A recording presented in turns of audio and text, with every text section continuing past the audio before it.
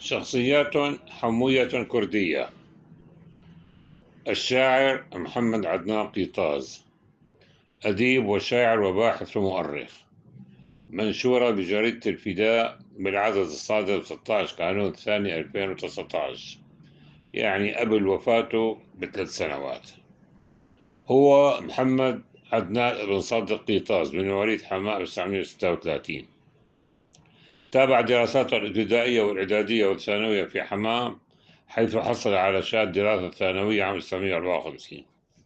انتسب بعد حصوله على الشهادة الثانوية إلى كلية الآداب قسم التاريخ بالجامعة السورية جامعة دمشق حاليا، حيث تخرج عام 1958. بدأ حياته صحفيا في مطلع الخمسينات، وبعد حصوله على الشهادة الجامعية انخرط في سلك التعليم.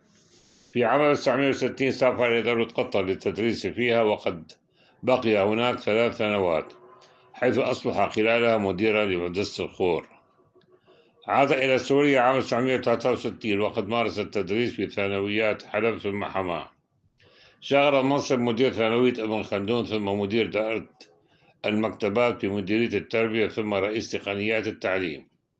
استقال من العمل الوظيفي عام 1999، حيث تقاعد قبل سن التقاعد كي يتفرغ للأبحاث التاريخية والأدب والشعر.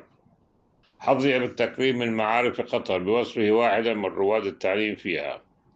تم تكريمه من قبل اتحاد شبيبة الثورة واتحاد الكتاب العرب في سوريا ومجلس محافظة حماة وجمعية العاديات ونقابة المعلمين، كما قدم مجلس مدينة حماة له وشاح الوفاء.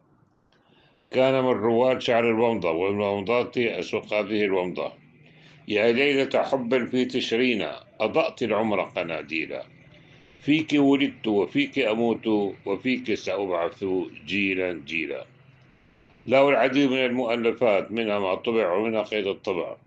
ومن تلك المؤلفات: أوراق من تاريخ حماة، أدبيات حماة في القرن العشرين، أسامة أبو منقذ، والجديد في تاريخ في آثاره وشعره، الفائت في شعر وجيه البارودي، وغيرهم. له العديد من الدواوين الشعرية، منها ما طبع ومنها قيد الطبع. ومن تلك الدواوين: الذهب الأخضر، في ملكوت الحب، معرج الروح، وغيرها. توفي في حمام بتاريخ 23 شباط 2022، حيث شيع إلى مثواه بموكب مهيب. ويومها ألقيت كلمة عند الضريح أمام وفود المشيعين. المحامي معتز البرازي.